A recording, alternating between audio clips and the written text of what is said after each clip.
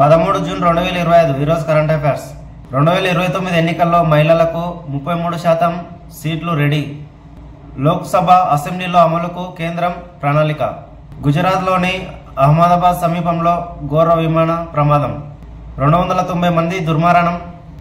Medical college హాస్టల్పై పడ్డ Boeing 787. హాస్టల్లోని 50 మంది medical విద్యార్థుల దుర్మరణం. మృతుల గుర్తింపునకు జరుగుతున్న DNA సేకరణ. ప్రపంచ లింగ సమానత్వ సూచిలో 148 దేశాలకు గాను భారత్ 131వ స్థానంలో నిలిచింది. గత ఏడాది 129వ స్థానంలో ఉండేది.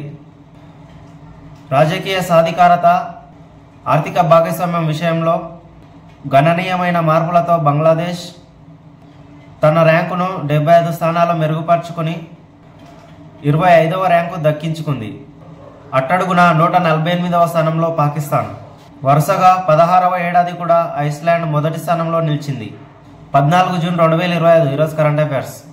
నేడు నీట్ ఫలితాలు. రాష్ట్రంలో 72,507 మంది హాజరు.